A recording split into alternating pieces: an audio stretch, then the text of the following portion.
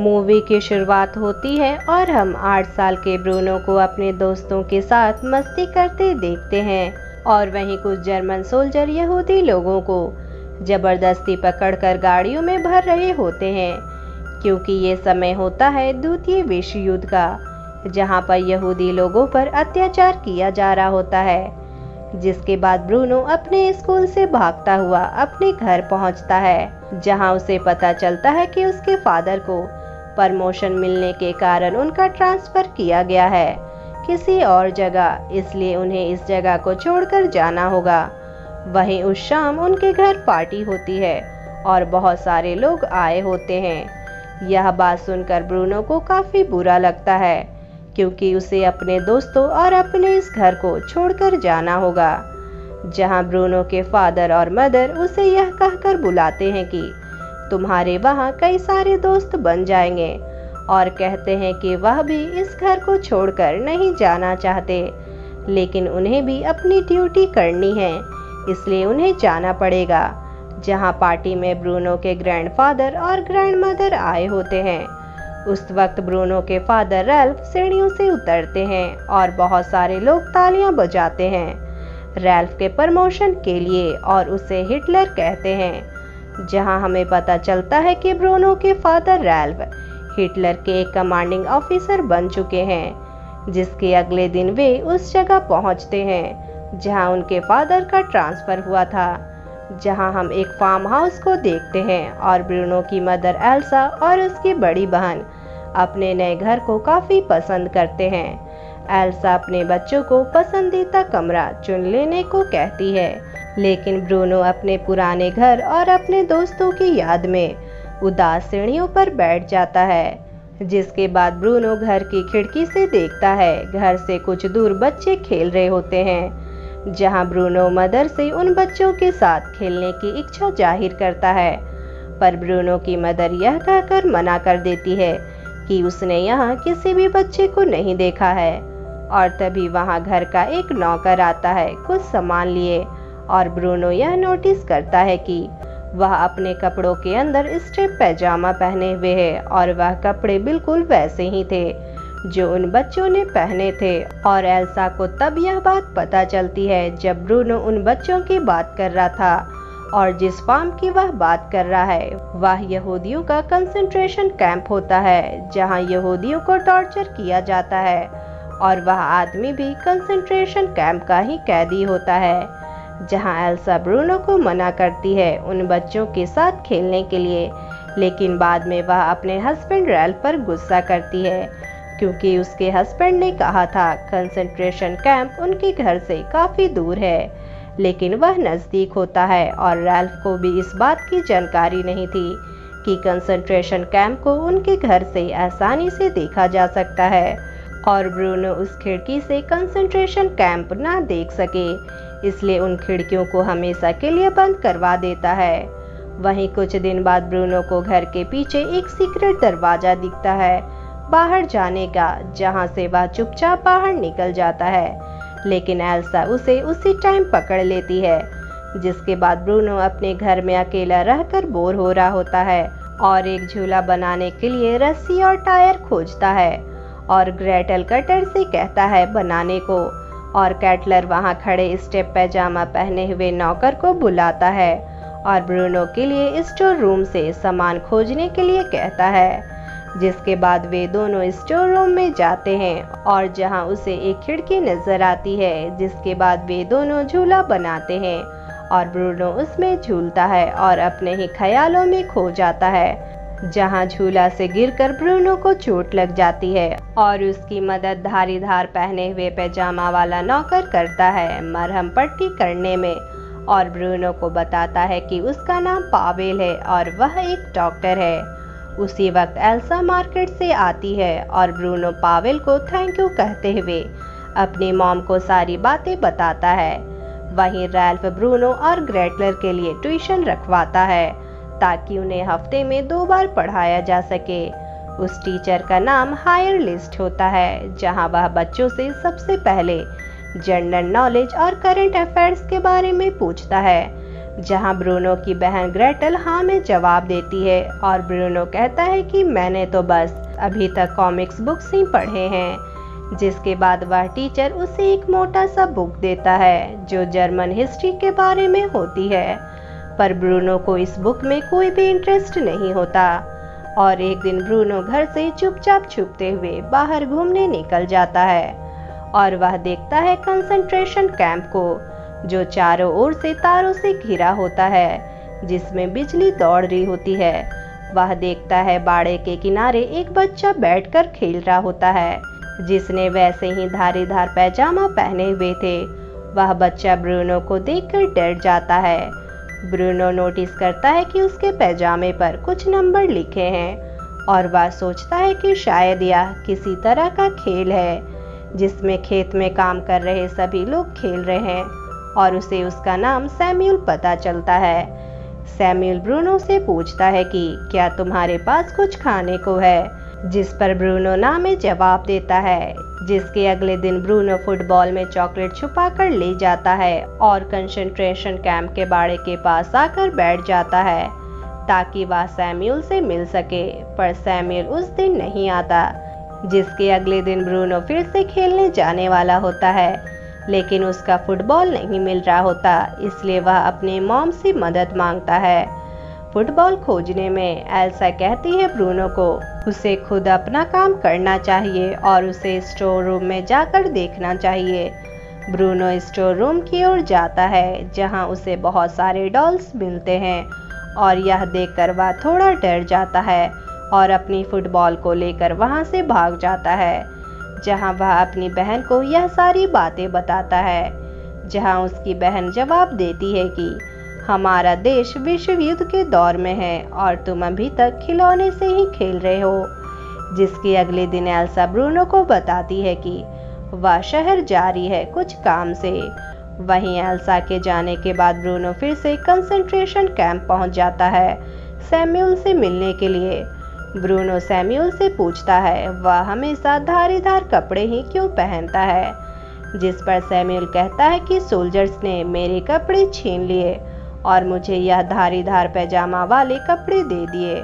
और वह यह भी कहता है कि उसे सोल्जर्स बिल्कुल भी पसंद नहीं क्योंकि वह काफ़ी बुरे लोग होते हैं। यह बात सुनकर ब्रूनो कहता है कि उसके फादर भी सोल्जर हैं पर वह बुरे नहीं हैं बल्कि बहुत ही अच्छे हैं। जिस पर सैमुअल कहता है कि क्या वह यहूदी हैं, पर ब्रूनो यह बात ना जानने के कारण वहां से चला जाता है और एल्सा वापस घर आने के बाद नोटिस करती है कि ब्रूनो झूले पर नहीं है।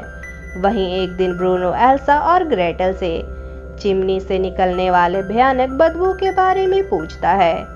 यह बात सुनकर रैल्फ उस बात को इग्नोर करते हुए बताता है कि ग्रैंडपा हमारे घर आने वाले हैं। जिसके अगले दिन ब्रूनो एक बैग में खाने का सामान रख रहा होता है जहां एल्सा भी वहां आ जाती है और इसके बारे में पूछती है।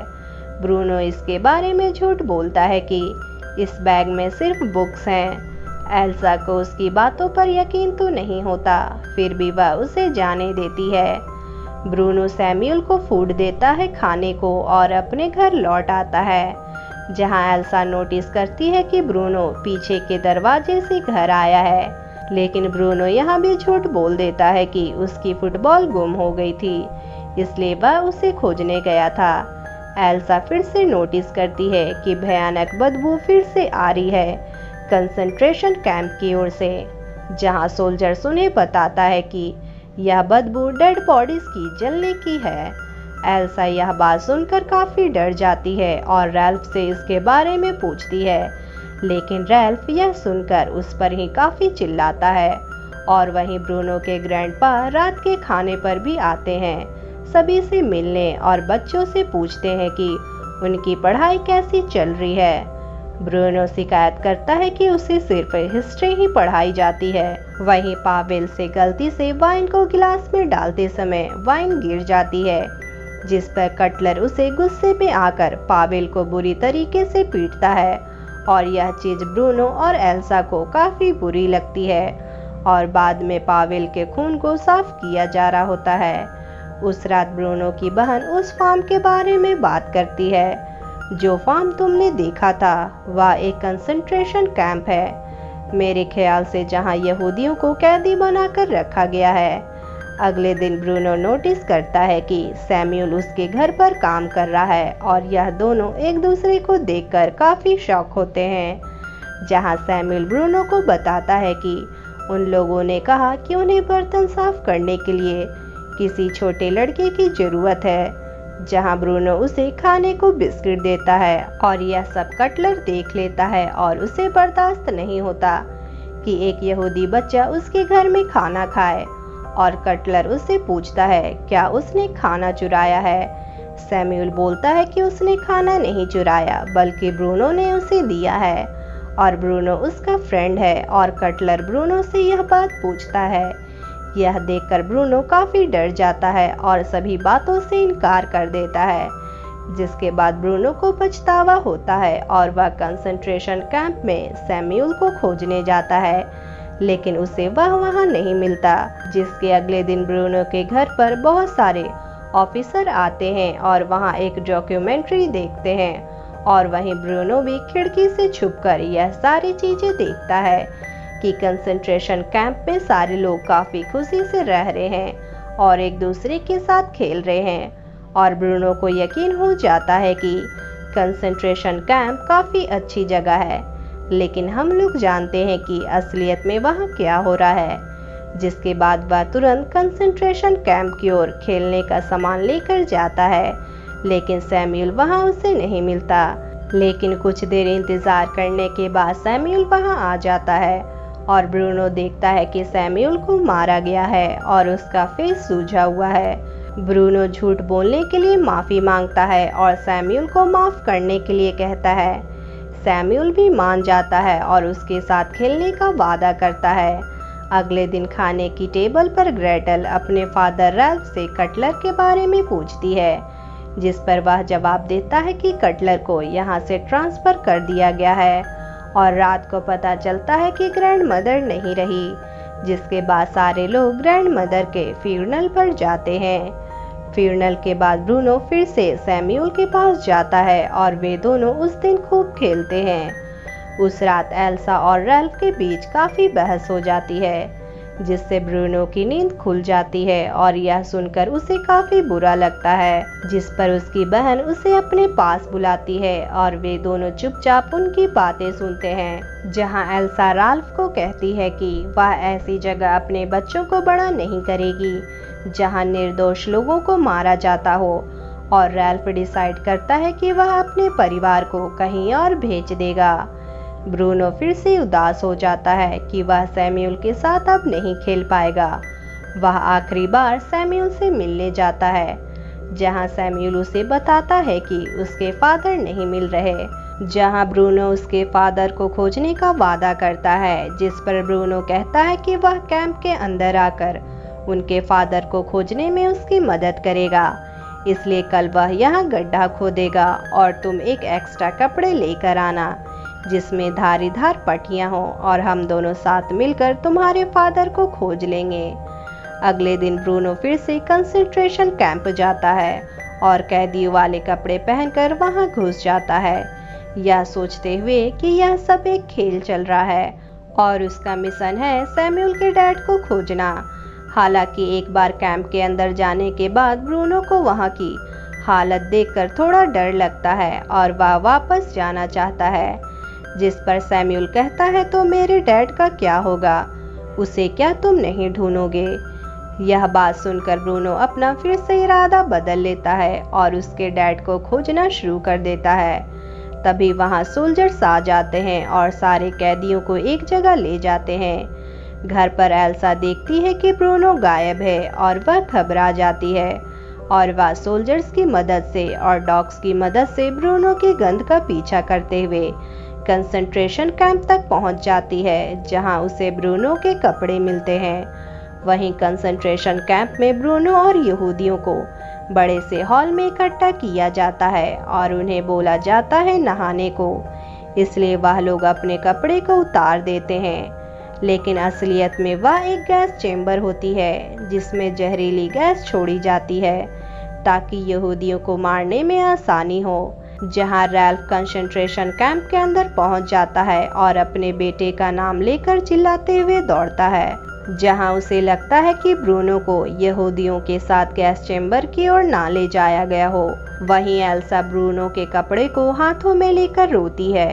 दूसरी ओर गैस चेंबर में सारी यहूदी एक दूसरे का हाथ पकड़कर कह रहे होते हैं कि सब कुछ ठीक हो जाएगा और इस मूवी का आखिरी सीन दिखाया जाता है गैस चेंबर के दरवाजे को और उसके बाहर बहुत सारे धारीदार पैजामा वाले कपड़ों को दिखाकर, और हमें पता चल जाता है कि ब्रूनो और उन सारे यहूदियों का क्या हुआ होगा।